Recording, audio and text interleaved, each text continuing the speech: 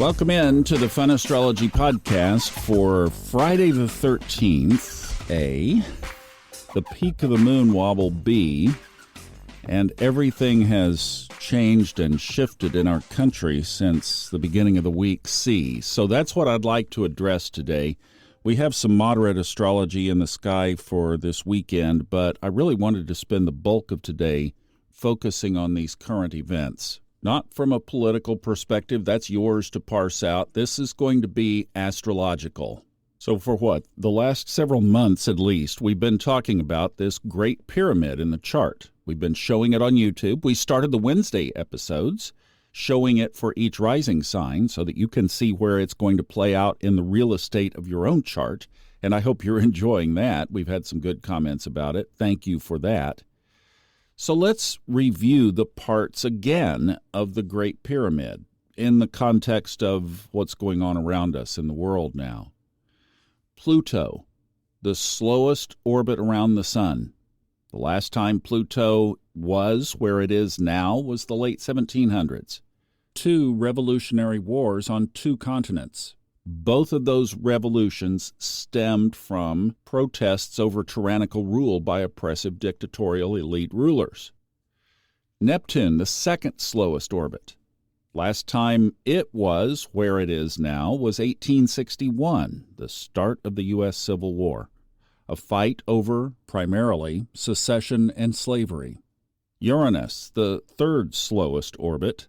Last time it was where it is now was 1942, World War II. Again, a dual-faced war, the Asian-Pacific and the European theaters. And Saturn, with its 29-year orbit, so if we go back 2 times, we're back to 1967 and 68.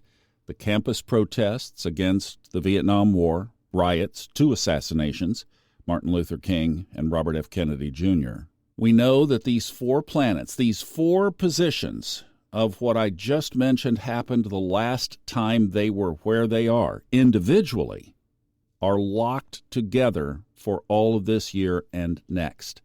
And after that, 3 of the planets, Pluto, Neptune, and Uranus, will move in lockstep, so one doesn't break away from the others, for 5 more years until 2031. And that configuration is what has never happened in human history. The biggest surprise right now is not that these things are happening, but how fast they're happening. Just like it happened fast in 2020. The Saturn-Pluto conjunction on January 12, 2020, in the sign of Capricorn, where all of this shift began. 3 weeks later, we had COVID. That was followed by the Saturn-Jupiter conjunction in December 2020. So the sky could not be more clear or loud, at least for those who see.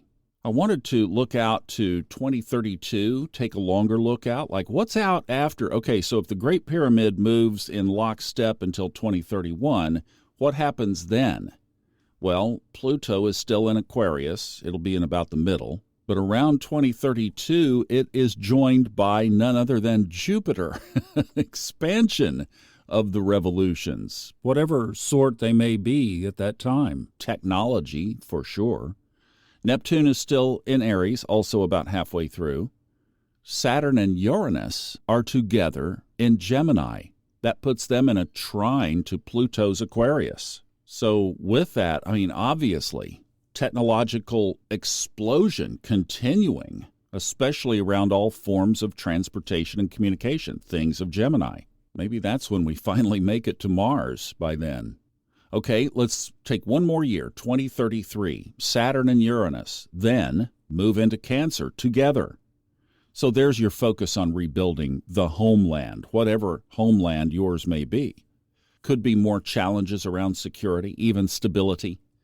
Uranus will be there for 7 years, so basically through the rest of the 2030s. So the rest of that decade could be the rebuilding, or even more shuffling, as that trine to Pluto becomes a quincunx, tension.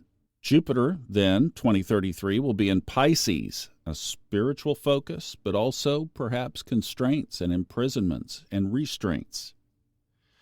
So the bottom line is that we're in for the possibility of revolutionary changes, shifts, restructurings, tearing down what doesn't work, purging what caused it, shifting the consciousness, and rebuilding with a stronger spiritual base. And obviously, there will be a lot in between until the work of the Great Pyramid is finished. We talked about the individual parts. That energy, that combined, locked-in energy, by 2 sextiles and a trine, will be here for a long time. So the thought is, what is your job and mine within it? Well, just a couple of thoughts. We'll wrap up. First is to try to be as normal as possible. Give your kids the training and the basis of astrology so that at least they'll have the map if they choose to come back to it. Proverbs 22:6 from the Bible, the Old Testament, train up a child in the way he or she should go, and when they are old, they will not depart from it. You give them that gift now while they're young. I know you will. And then I think we all have to look at this and pick what parts are ours.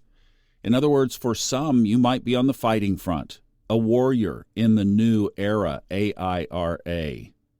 Some may become engineers, the rebuilders, or the medical team of the future, which certainly is going to also change. Some may be teachers, I think the most valuable job, who will need a lot of extra wisdom as you do your best to figure all of this out for yourself and then stand up in the classroom and translate that to the kids with the ultimate job of raising our young people. Kids, remember, who have Neptune in Pisces. So some may be those sages and wizards and psychics and spiritual leaders, and you'll be the ones pointing them to the future. So wherever you align in all of this, there is going to be a lot of room for everybody in the tapestry. If you're living where some of the chaos is happening now in those cities and it has spread, remember that Pluto's first job is demolition. And we've been here before, 1992, again in Los Angeles, after the Rodney King verdict. Before that, in the mid-'60s, when these are times military has been called out. And in the 60s, that was the civil rights battles and Vietnam protests. So we can see this is part of a process that the sky is telling us needs to happen. Sometimes it's a hard pill to swallow. But let's boil it down to one question. Would you rather continue spiraling down a path that doesn't work, or would you be willing to trust those 2 sextiles and a trine, our Great Pyramid, to do the work it has in store, creating new opportunities and a new consciousness for us all? And if some of those sages and prophets and wizards before us are right, we could find ourselves amidst a new consciousness on this whole planet. And if that did happen, would it be worth the wrecking crews coming in to tear down what doesn't work? The answer to that question is up to you. The sky has already spoken. Wish you a great weekend. Keep the faith. It's going to be all right.